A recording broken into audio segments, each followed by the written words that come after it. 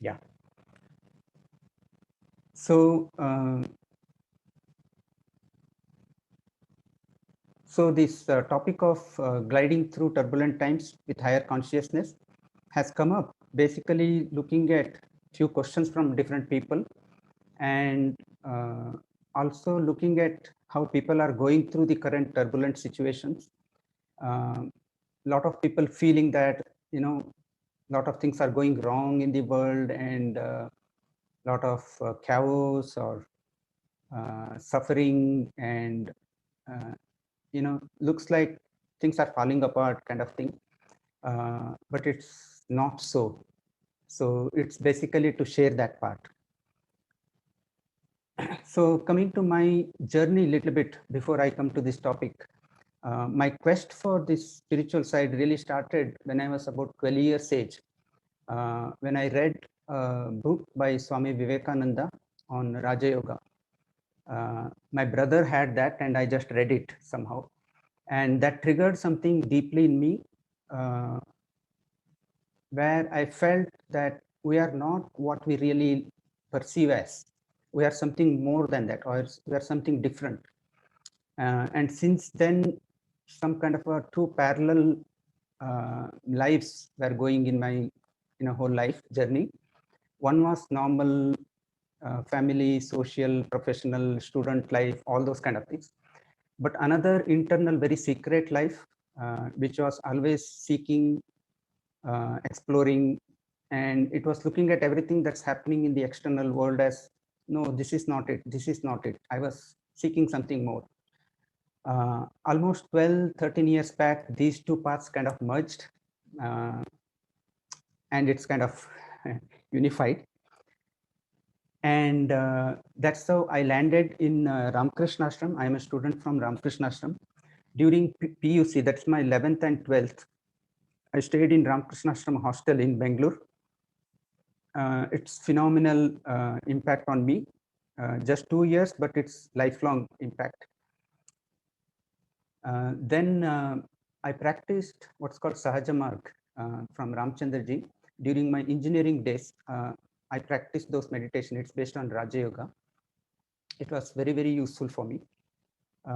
Then while I was in Motorola, they introduced corporate-wide this transcendental meditation by Mahesh Yogi. Again, I practiced that. It was very useful again. Then during Mindtree days, I did a lot of art of living practices. I did all the courses in art of living other than teachers training.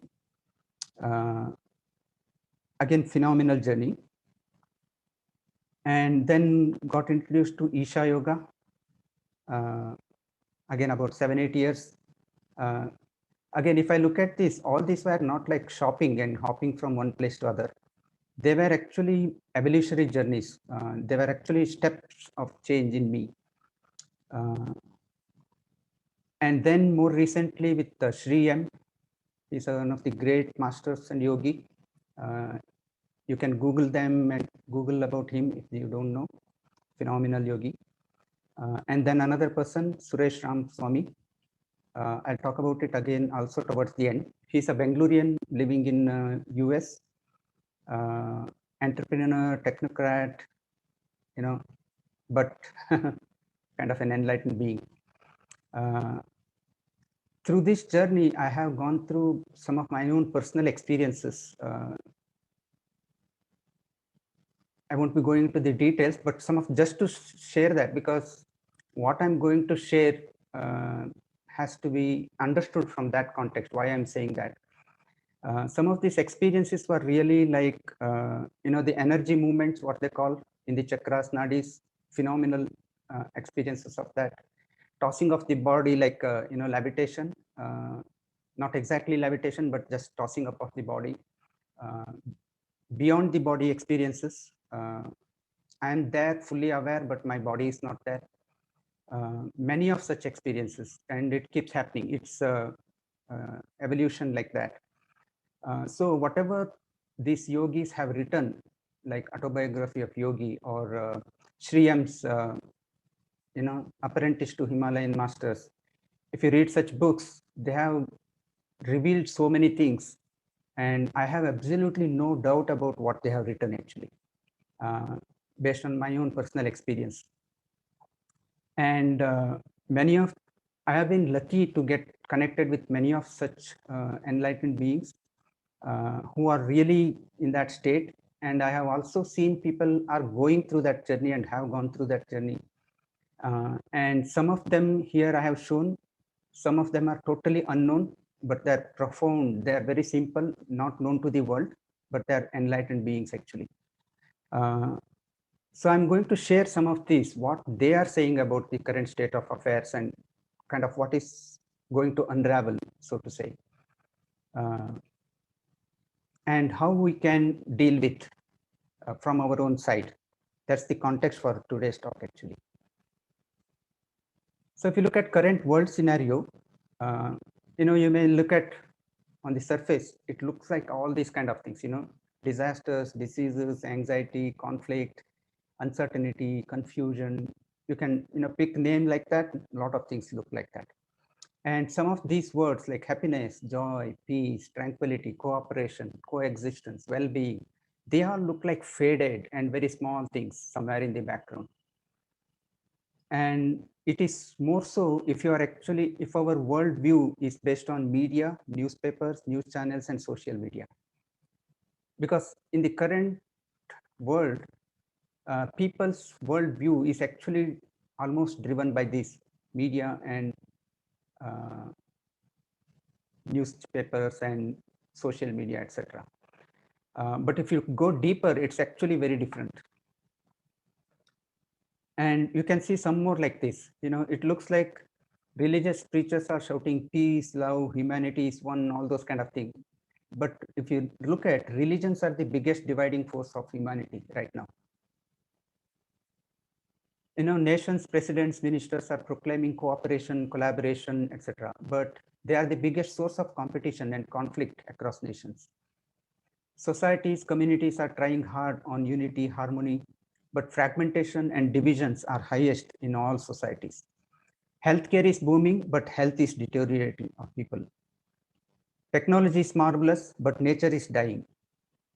Man is looking at moon, Mars, but Earth is tottering, climate change, global warming. So looks like a lot of contradiction, we are trying to solve a lot of things, but we are creating more problems.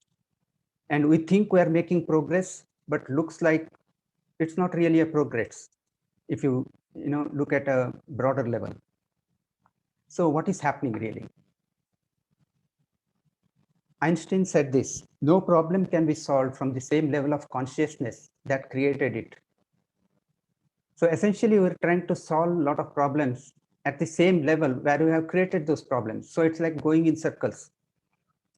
So essentially, what is needed is we need to raise consciousness level of people. When I say consciousness level, it's actually higher awareness about who we are really and what this creation is all about, beyond what is apparently visible as through our five senses.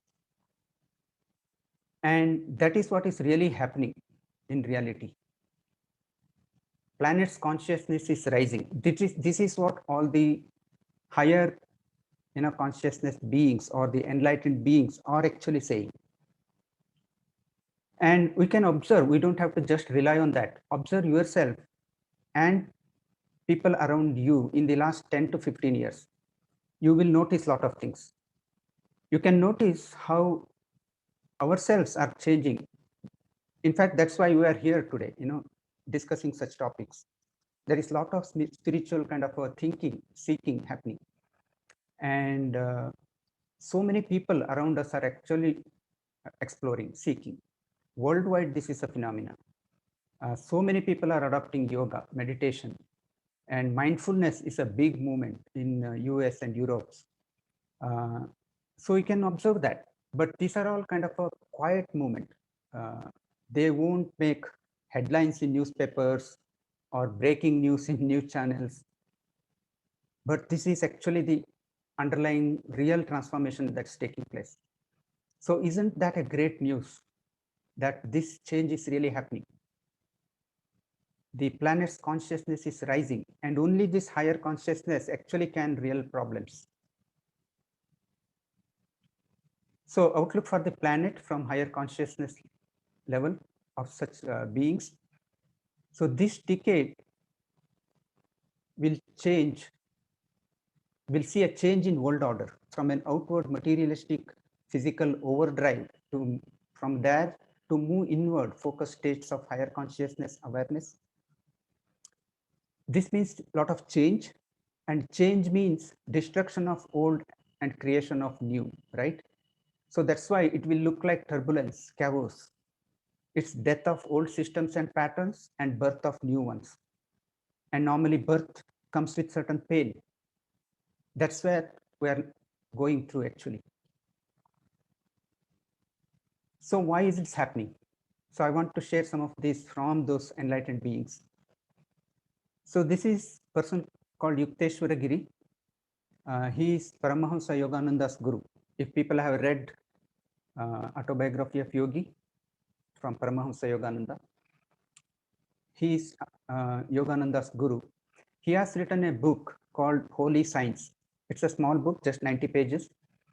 And you can download. There are PDF free versions available from the net.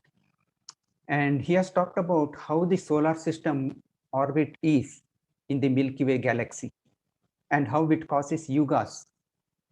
There are very great detail of calculations, very precise number of years of the solar system revolution. And Sadhguru has described it very well. So you can watch that video. I have given a link here. I'll be sharing this presentation. So what they're saying is that just like Earth is rotating around the sun is rotating around another energy center in the Milky Way galaxy. We can call this as super sun. This is that super sun. And this one orbit takes about 25,600 odd years, and they have very precise calculations. And this is also an elliptical orbit. And when this whole solar system is farthest away from this super sun, it receives least energy from that super sun. And that zone is called dark age or Kali Yuga, because there that light is less. And when the solar system is closer to the super sun, it's called Satya Yuga, where there will be highest awareness, consciousness, because the light from that super sun will be highest here. So this will impact the consciousness level on Earth. And they have split this into Satya Yuga, Treta Yuga, Dwapara Yuga, Kali Yuga, like this half. And then it's like a mirror image, the other half, because these points will be equidistant from this super sun, right? So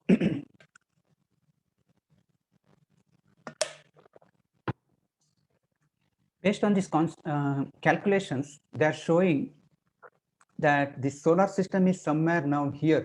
It has actually crossed this Kali Yuga. It's in somewhere in Dwapara Yuga, and it will transition to even Treta Yuga. So somewhere it's moving towards this zone. This means we are moving towards higher consciousness zones through this orbit. And if you look at past many centuries, few centuries, we can notice the whole, whatever has come up as systems of education, systems of modern science, systems of modern medicine, systems of modern organized religions, all of them have come from this dark age actually, where the human consciousness cannot perceive beyond the five senses. That's why we think this physical world is real, whatever is projected through five senses. And we think that that's all that is existing. That's because our consciousness level cannot perceive beyond that. Whereas in this higher conscious zone, not only human beings, even other creatures gain higher consciousness. So if you look at the Indian wisdom tradition, we talk about Vedas, Upanishads, they have really come from this Satya Yuga, where people had the highest consciousness level. They could perceive that we are not this body mind, we are beyond that, and this existence, what appears as physical world, is actually illusion. What is real is actually one consciousness, even though it appears like multiple things. And Vedas and Upanishads actually talk about that. Upanishads are nothing but the last part of Vedas. That's why they are called Vedanta, the end of Veda or the gist of Vedas. There are about 110 Upanishads. Out of that, 11 Upanishads are considered as primary. And all the Upanishads actually point to the same truth through various ways so that different people may connect to that. All of them are saying is that Brahma Satya Jagat Mithya and Jiva Brahmaiva Napare. That means the appearance of this world is false or it's illusion. Brahma is the only Satya. Brahma is actually, you can say, consciousness. And Jiva is nothing but that consciousness. That means everybody, every creature, every human being is actually already God. That's what the Upanishads actually talk about. And they say we won't pursue that because of ignorance. So the whole approach of spirituality is to remove that ignorance so that we actually realize who we really are already.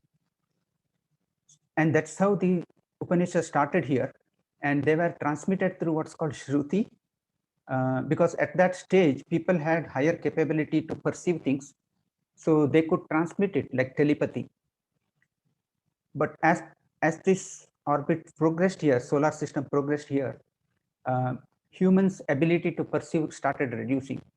Then they couldn't transmit like that. So they started transmitting through what's called Smriti. Smriti means through memory. That means people memorized and then told to the next generations. You can imagine, for example, all Upanishads put together is about 25,000 shlokas. People memorized that and transmitted. You can imagine that. And as it further progressed, people couldn't even have that much capability. So things need to be written down. So that's how all this started. For example, Vyasa wrote entire Mahabharata. So the death of Krishna here is considered as starting point of this Kali Yuga. And since then, if you look at the dark age systems, even though the proponents of the religions had the first-hand experience, later religions got deformed, distorted, because people couldn't have direct experience. They just interpreted scriptures in various ways. This has happened in almost all religions. And you can notice how things happened. After death of Krishna, Buddha came somewhere here, then Jesus, then prophet, then Adi Shankara. You can map like that. Vivekananda somewhere here. So you can notice how things have progressed, and we are in this current stage. And what's happening right now is more light on planet. So raising the consciousness, awareness of creatures, including people. In Puranas, we have heard that stories of animals could speak, even plants could speak, and they can communicate with people. All those could potentially possible at this higher consciousness level, because we are all same actually. It's different levels of consciousness. So we can connect. So in this dark age, we feel very separated and we feel as just individual entities. And that is what is now going to change through this transformation, because this light is increasing from this super sun. And this is the science behind this whole thing of Upanishads and the transformation. So I'll be sharing few, what can I call, evidences from various yogis. This is Ramchandraji.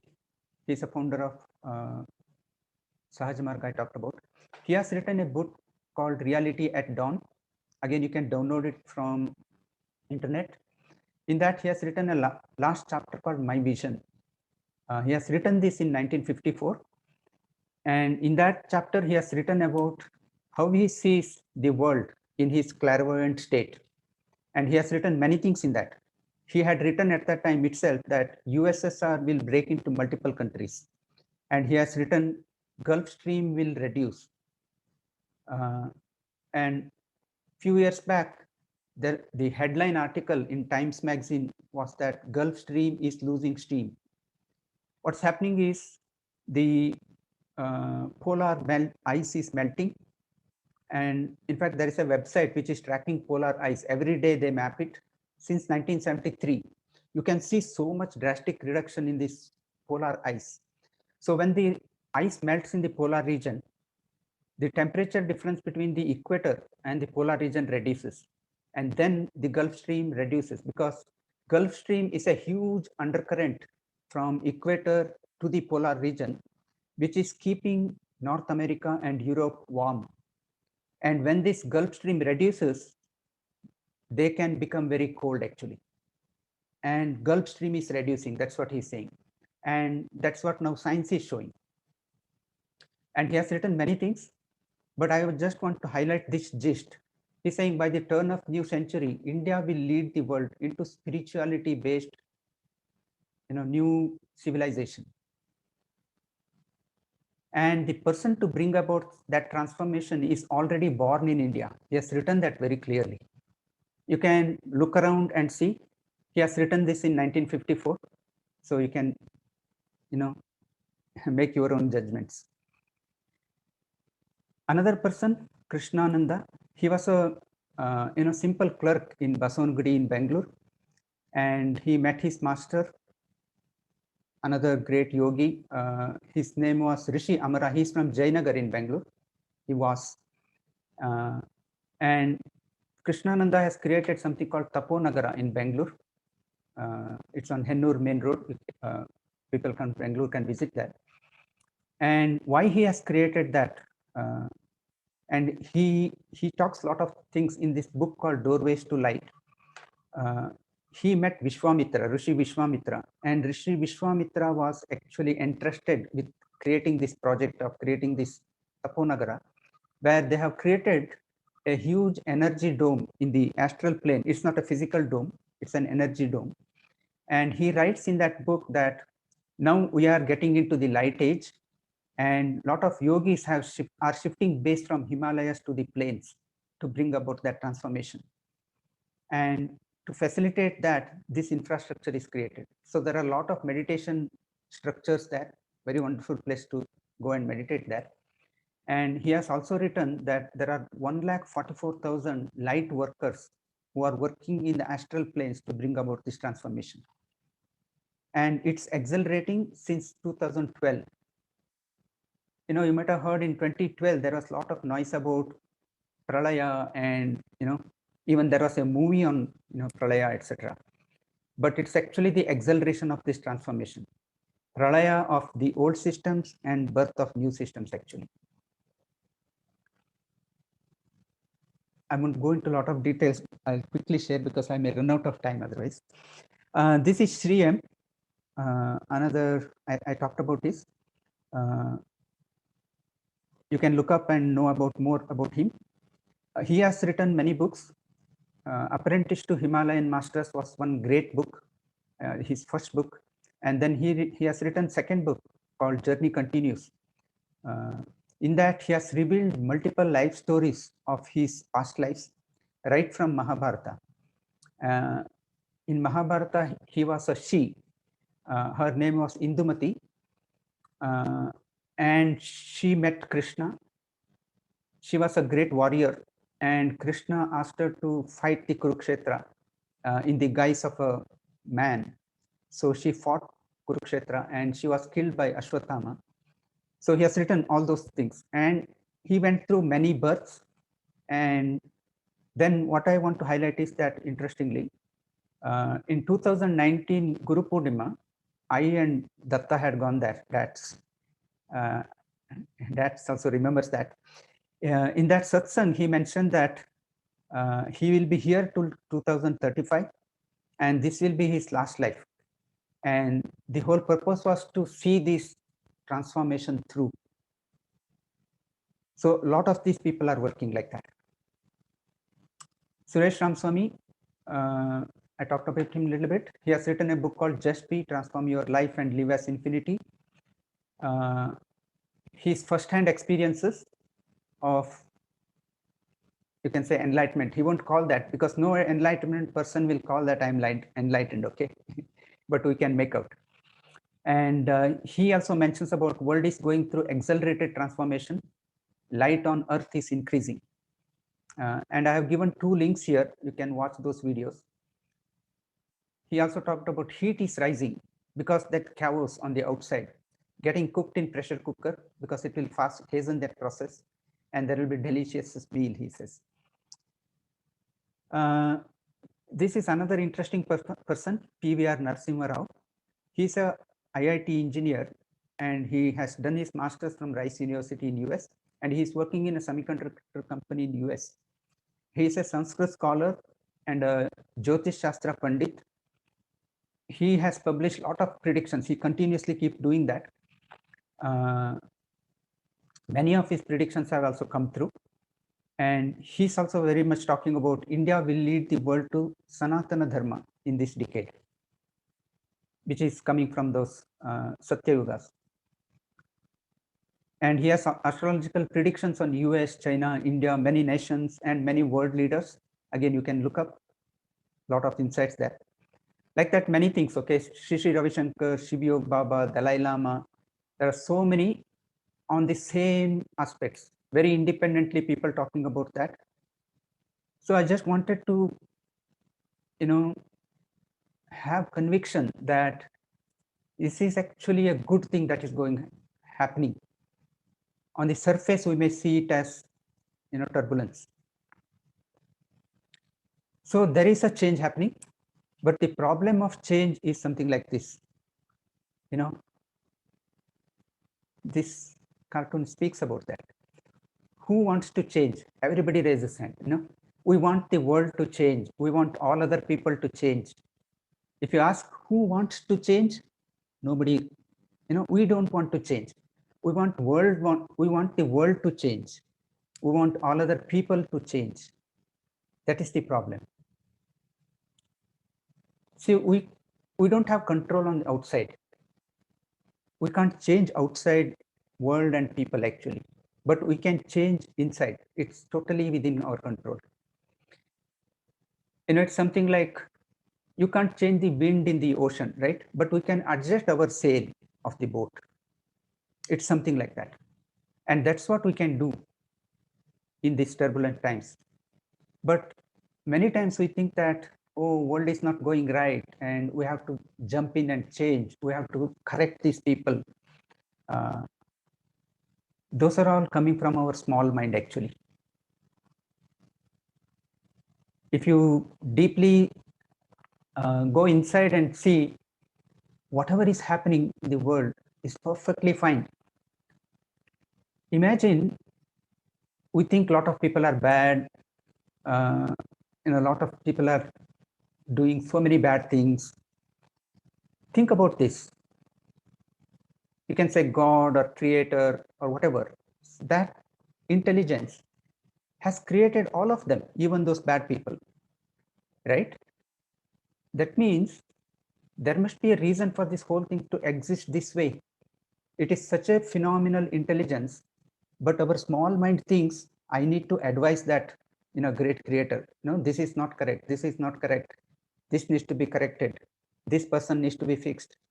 That means it's our small mind which is not able to understand. So change required is not outside actually. Change required is inside. And that is what actually brings transformation. And that's what actually make us see that what's happening is really good. In fact, one small story here. There was a husband and he was critiquing about a neighbor's window curtain, with a little bit ego, to his wife, saying that, look at that curtain, so dirty. How can they keep even it that clean? And then his wife came and cleaned his glass window, and the neighbor's curtain was bright and shiny. You get the message, right? I think we need to clean inside. Then actually outside is perfectly fine. It shines. In fact, I didn't change the role of husband and wife here, because My wife is also on this call from another room. So it needs to be politically correct. I'm just joking. Some humor, right? Okay, so making sense of what is happening and where are we? What is our journey? And again, as I said, all these kind of pictures came to me to my mind, and I just wrote it. This is zone of unconscious confidence, dark age, where we are running like this, going outward. We think this outside world is the truth, so we are just going outside because I want to maximize that. I want to uh, capture as much as possible, gather as much as possible. So everybody is running, everybody is competing. That is one side. I call it zone of unconscious confidence, because here people are very confident because they think this is the most real world. I'm very sure it's so tangible, but it's unconscious, but it's very confident. And here, zone of conscious confidence, when you come to more light age, you go more in deep inner and increase awareness.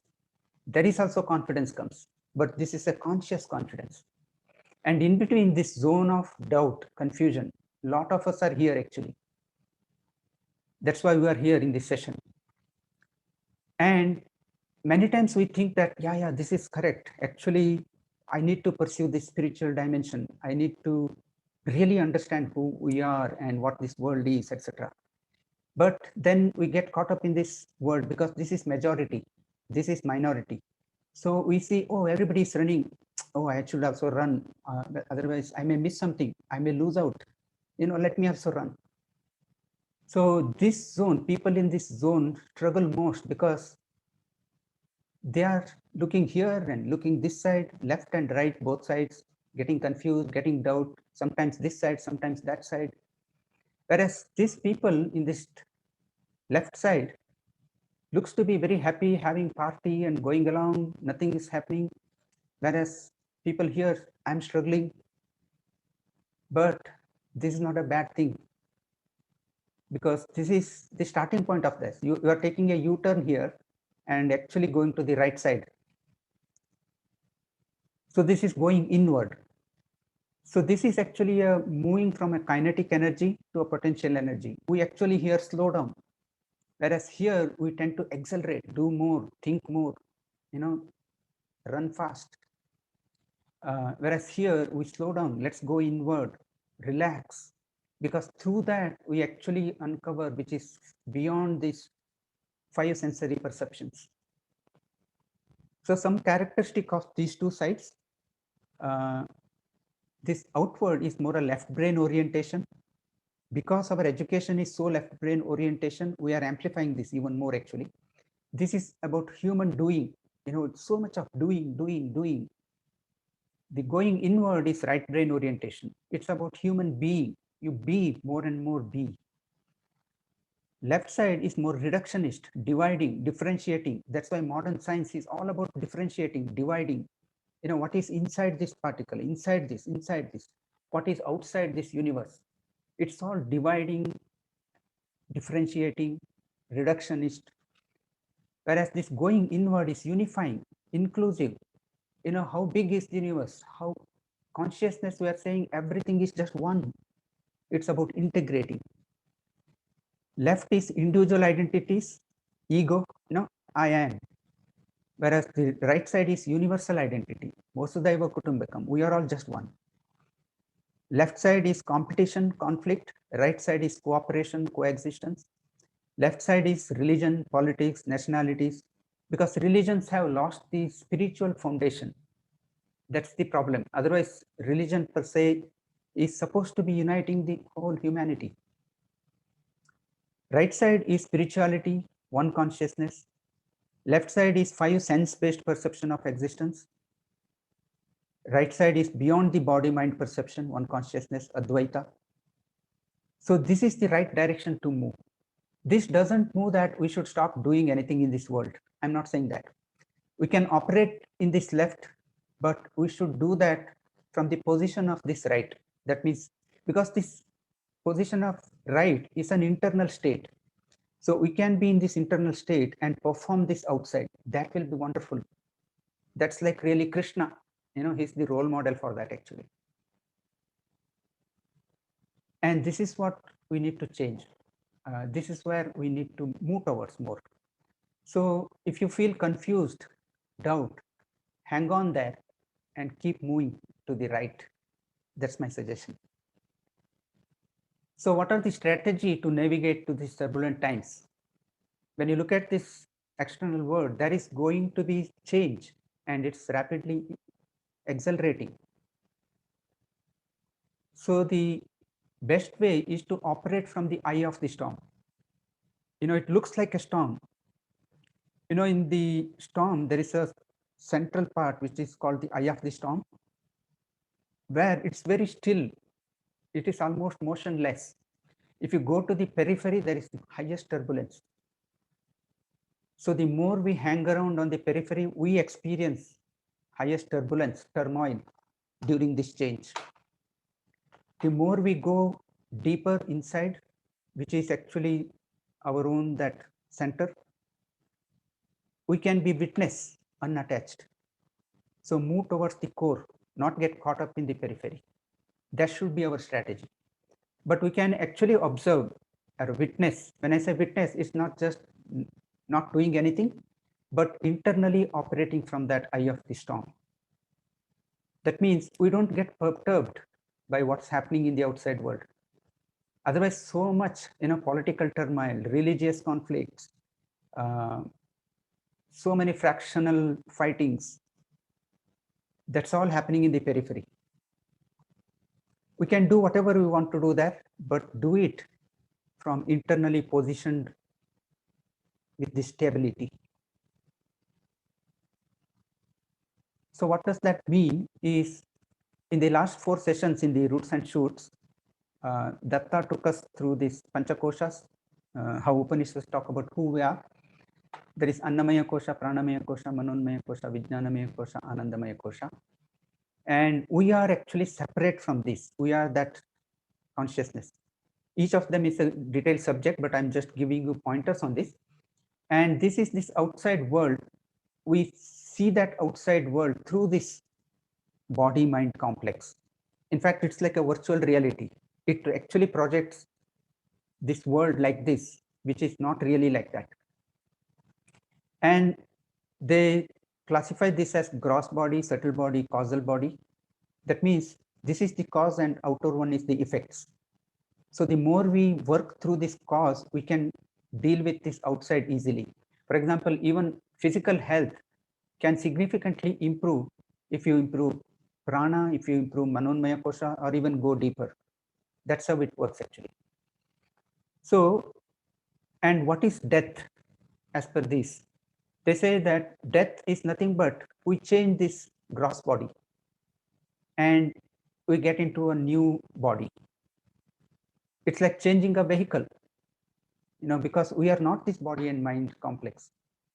We are a resident of that, or we are a driver of that actually. So death means really changing the vehicle. In fact, death is a exchange offer, if you say. It's actually exchanging old vehicle and getting a new one. But we don't understand that, so we have a lot of fear about that. And in the modern construct, I have given you 2 again links here. One is from Jill Bolte Taylor, she's a neuroscientist, and Anita Moorjani. They went through some of that experience, beyond body or death and coming back, etc., and shared it in a TED talk. You can look at that so that we get a little bit more conviction about such things. This means we don't have to really worry about even at this level. For example, as we go through these new transformations, if you understand this deeper sense that nothing happens to us, which are this our deeper consciousness level. See, what's the three things that could happen is that we may not die for next 10-15 years, and we can witness this transformation probably. It's wonderful then. Another option is we may die and we may get mukti, that means liberated. That is fantastic then. Third option could be we may die and may get born again, but then we'll come into a more light age, which is pretty good. So in whichever way we look at, it's all good only, nothing to worry about actually. I know if I talk all these things, it may look like that's why superstitious, etc. I'm not really superstitious. I'm fully convinced about this because of my own personal experiences of tasting some of that. So wisdom of Upanishads, because it has come from the Satya Yuga. It is the ultimate science of who we really are and what this creation is all about actually. It's very, very scientific, and there are methods to perceive that or experience that or realize that. So there are many again very deep involved topics. We can look at it sometimes. We are some analogies they give. For example, we are not separate waves or droplets or bubbles. We are the underlying essence of all of them. Water, which is ocean, right? For example, I am one droplet, and then I think, oh, I am this small entity and ocean is so big. But if I look at what is my essence, I am also water. That's what they say. We are all that same essence, same consciousness. So it goes like that. So I've given again links from Sarvapriyananda. He is the head of Ramakrishna Ashram in New York, prolific speaker, profoundly, realized. This Kena Upanishad and Mandukya Upanishad, the talks he has given in IIT Kanpur. This is 4 great practices to fight anxiety and depression. Again, very, very practical, very useful. You can explore that. And now there are many paths to reach this eye of the storm and operate from that eye of the storm. If you look at this, again, I'm taking an analogy. If you have to go to the top of this mountain, that's our goal. Then there are many paths based on which part of the mountain we are, right? Very similarly, there are many paths to realize. If you are using our body, it's called Karma Yoga. That means selfless service. If you are using emotions, it's called Bhakti Yoga, devotion, surrendering. If you are using Jnana Yoga, rather intellect, reflecting, contemplating, who am I really, Ramana Maharshi, that's called Jnana Yoga. If you are using our energy, chakras and nadis, raise the energy, that's called Kriya Yoga. And there are combinations of these paths. And for different people, different paths are more relevant. In fact, for every individual, there is a unique path. And that's the beauty of Indian system, actually. It recognizes this plurality and says that everybody should seek their own path. There is no one God, one book, one path.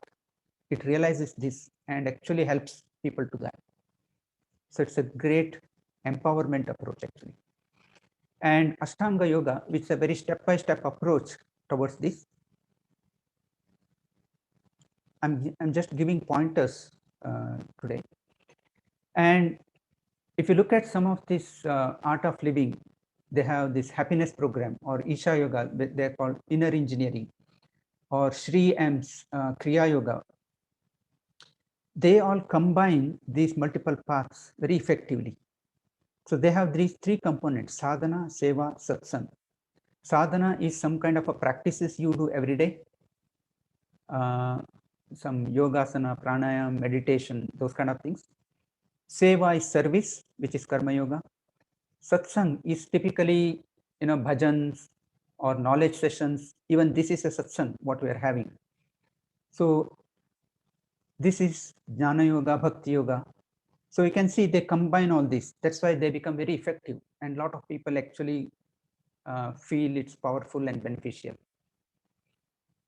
So this is the way to go towards that eye of the storm and operate from that eye of the storm. So still go through this, look at this turbulent time that's going through, but we can be not affected by that actually. So the more complete and realistic picture of the world is something like this. On the surface, it looks like turmoil, turbulence. In the business world, they call it VUCA, volatile, uncertain, complex, ambiguous.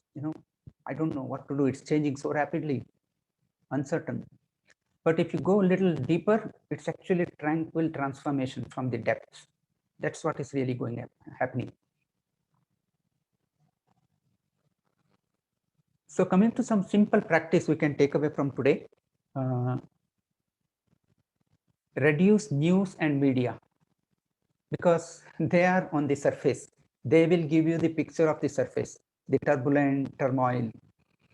Directly observe nature, human beings included, around us. You can observe many things actually. When we look at just the news and what's happening worldwide, etc., we get perturbed. So not to get influenced by the media and by the majority, because majority is not truth. Majority doesn't mean truth in the current times, because the dark age, because majority are still in the influence of the dark age of perceiving this world as physical world as the only reality. In fact, Sadhguru puts it very nicely. He says, in a mental hospital, doctors are minority. The patients can actually create a party and declare doctors are the insane people, right? Because patients are majority there. So don't get swayed by the majority. Notice how we and people around have changed and are changing. In fact, about 10 years back, when I used to conduct mindfulness programs, there used to be so much resistance, not secular, meditation, if you say, oh, not secular, it's religious, etc. Now it is so much change. There is a pull. I don't have to, push actually. So a lot of people are seeking and things are changing really. Look at the world often seen through the media as a movie or a TV serial. We'll get influenced because there is so much noise happens. Best way to look at that is like a movie or a TV serial, again, Sadhguru says it's a suspense thriller. We may think, now next that hero should win, this political leader should win, or this religion should actually conquer, whatever. We think so, but there is a twist, something else happens. So you just look at it as a really movie or a serial. You can say, oh, what a wonderful twist. Amazing. You can actually appreciate the creator, who is the director, story writer, script writer, all those. And it is so intelligent that you can't, guess how the story will take a turn. So best way is to look at it as a suspense thriller and just appreciate. Third is a very powerful way actually, invoke or emanate light. This light is nothing but subtle vibration. In Upanishad, they talk about how the creation happened. The consciousness is actually complete potential energy. It is still, it is attributeless. They say there is no, it's nirguna, nirakara. There is, you can't describe, it's that state. It's called Shiva. And then the moment a subtle vibration starts from there, it's called Shakti. That first vibration through which all rest of the creation manifested is called light actually. That means you go to the source of that, you can actually impact this outside world much more phenomenally. So whatever negative situations, people, emotions we come across, just say, let there be light or let there be higher awareness. And this is not just for somebody else. We say some bad person we see, then we say, okay, let there be light. It's not just for that person. It's also for us because it's our perception. So when we do this, it has phenomenal effect. It detaches us from getting entangled. because we won't get into that judgment and getting into that peripheral, turbulence.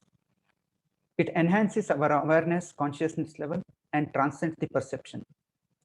It raises collective consciousness, power of intention, because we can get more light to earth. It's more powerful than trying to change the external people and situations. We can do whatever we want to do in the outside world because our mind is still very active. We have to act some things.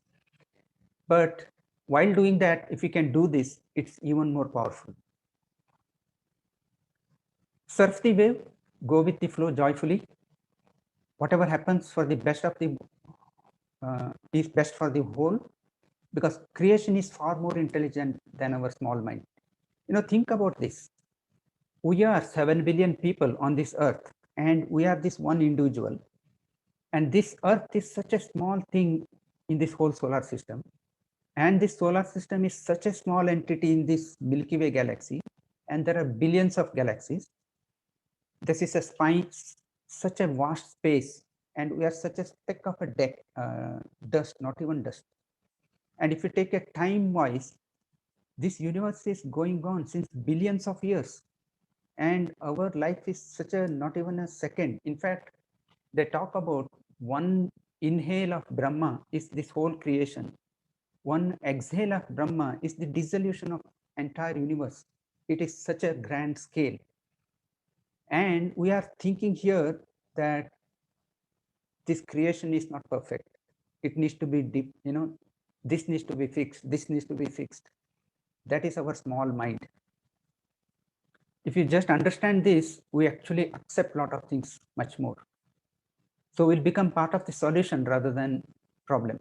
So we'll have less friction. We can actually flow, we can glide. Shift right, the left and right I showed. Everybody is seeking happiness. The people on the left are running, thinking happiness is on that outward thing. Whereas shifting right is actually we go towards the source of happiness. We saw in Datta's session about happiness is actually inside from the Anandamaya Kosha. We think external objects are giving us happiness, but they are just the trigger. Real happiness is actually coming from our inside. So shift left, no, shift right. I know in IT industry, if people are there with the DevOps, shift left is the mantra there. Here we can say shift right because this is the right thing to do. And have immense gratitude. In fact, gratitude comes as we understand this, because this is an opportunity to witness and contribute to once in a yuga transformation. It is such an opportune moment. You can imagine out of 25,000 years, this is coming once in a while. And opportunity to accelerate our own transformation.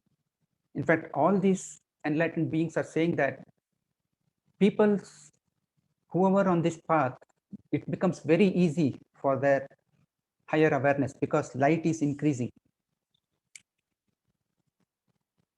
I know I am almost coming to the end of the time. It's a 1 hour session, but I'm okay. So I'll just conclude it with a couple of slides. So I wanted to do one small meditation, but this requires more relaxing and it requires some time. So I'll skip this. I have given a link. You can actually practice that, how you can actually transmit light. And you can even transmit light to any person or any situation or any region of the world. If somebody is in distress, you can send light. It actually helps because it works on the source. Our mind may not recognize at certain stages, but if you do this meditation many times, people feel that light and the vibrations or the tingling in the body or many things like that. Even if you don't experience, it's fine because it happens, it works. And my last slide, for the modern times, this is a great book because Upanishads and all is pretty hard to understand, but Sarva Priyananda's videos are extremely good to understand. But if you, in a modern way, if you want to get understanding, this is a great book. Suresh has written with his own personal experiences, direct experiences, but this book has all the gist of the Upanishads and Bhagavad Gita. But in a modern English, simple English, not referring to any jargon. So it's a good reference to look at. So this is my last slide. So explore, experiment, experience, glide through the turbulence with joy and compassion. Because more joyful we are inside, we actually, emanate joy outside. See, when outside situations and people are going through a lot more suffering, we also becoming depressed and negative is not going to help, right? We become part of the problem. Instead, we actually generate more joy inside. Everybody is seeking happiness, so we can distribute. We can become the manufacturer and distributors of happiness, not just the oxygen cylinders and compressors. And compassion is important because people are going through the sufferings and we need to connect and help.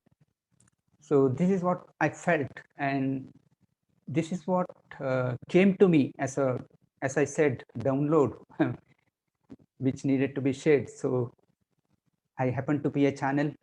So, and thank you all for this session, for attending this, because it's also my own evolution journey through this process. So with this, I'll stop my presentation. Let me stop recording first.